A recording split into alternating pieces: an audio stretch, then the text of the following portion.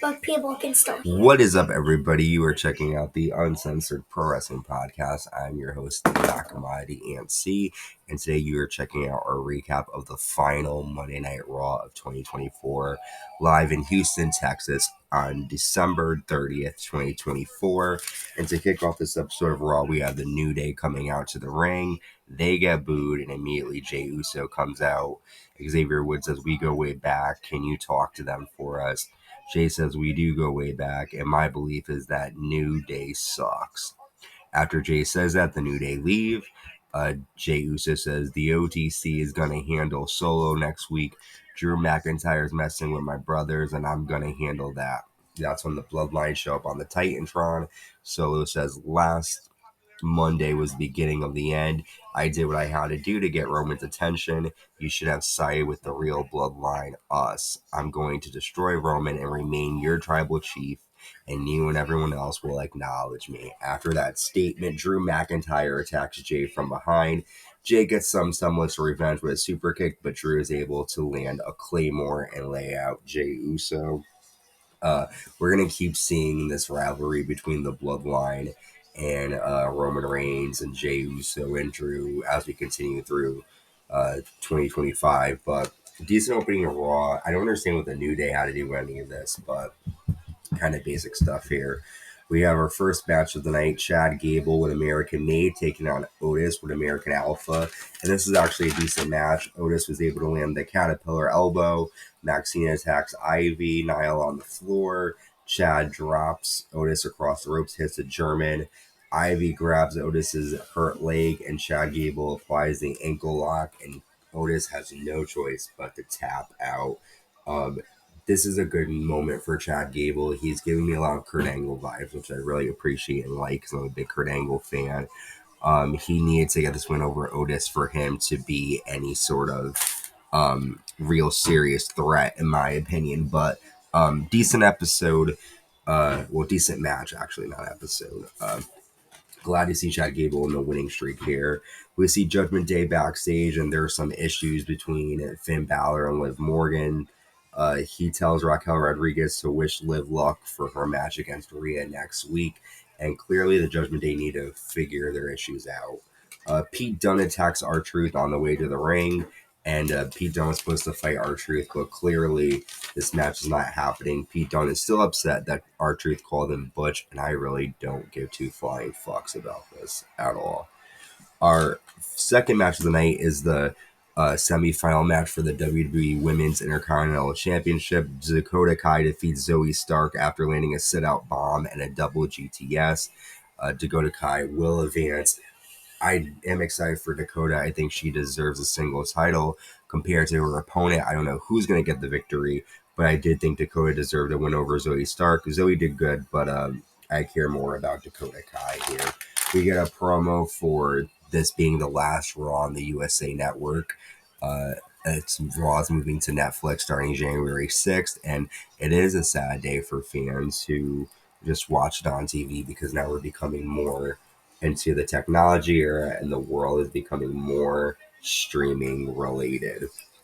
We have our 6-man tag match next, the Judgment Day with Carlito taking on Damian Priest and the World Tag Team Champions, the War Raiders. The War Raiders and Damian Priest get the win after Damian hits a spinning chokeslam to Dominic Mysterio to get the win for his team. After the match, Finn Balor attacks Damian Priest's leg, and the War Raiders run in before Finn can put any more damage to Damian. However, we're left wondering how bad is Damian Priest's knee and leg by the assault by Judgment Day. Next, we see Ludwig Kaiser in the ring, and he demands gratitude for himself. He says, "Everyone knows I belong on the top of the food chain in WWE." Ludwig Kaiser demands Bron Breakker walk down and defend the Intercontinental title. But instead of Bron Breakker, we get the Celtic Warrior and Sheamus.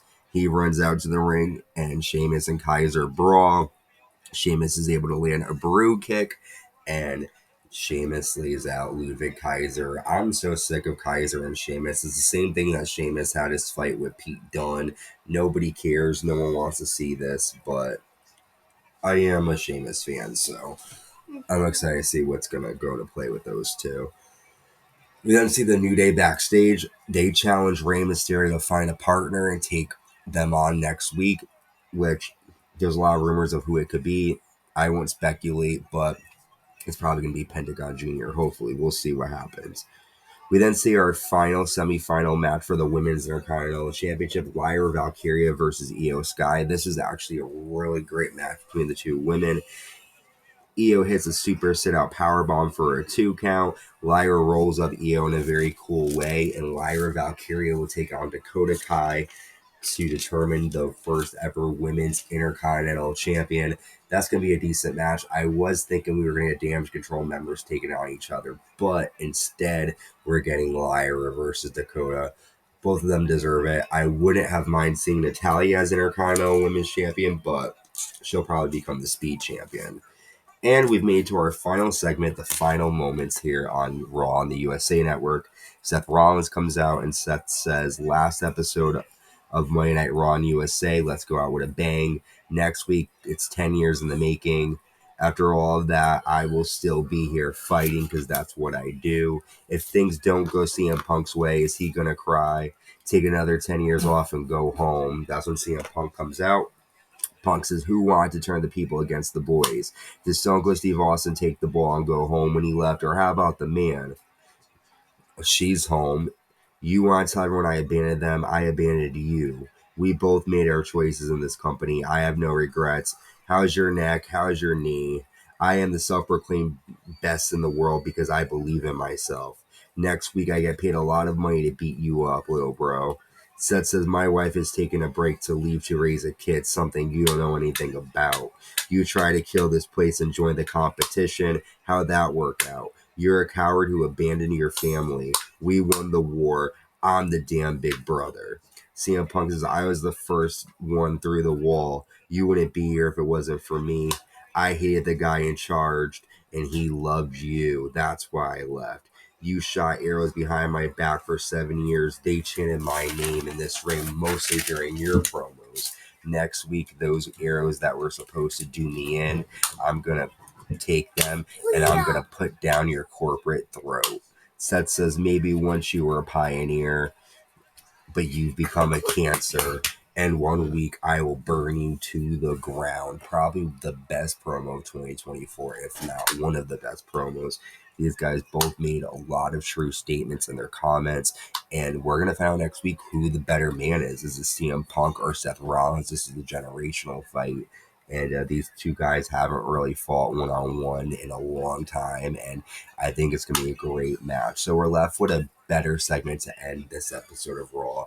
2024 has been a great year in terms of Monday Night Raw, and it was a decent episode to end the year. We've got next week's Raw, which is going to have the tribal combat between Roman Reigns and Solo Sikoa, Seth Rollins versus CM Punk, Liv Morgan versus Rhea Ripley in a last woman standing match. A lot coming your way. But we still have the Slammies that's going to come out later on tonight or tomorrow, which will be the second. And we've got AEW World's End, that coverage coming out. A lot of new stuff heading your way as we enter the new year. To keep updated with the Uncensored Pro Wrestling Podcast, just search for us on YouTube, subscribe, like, and hit that notification bell to stay notified. Listen to us on Spotify, Anchor, Apple Podcasts, Amazon Music, or wherever you get your podcast. Until next time, stay safe and stay uncensored.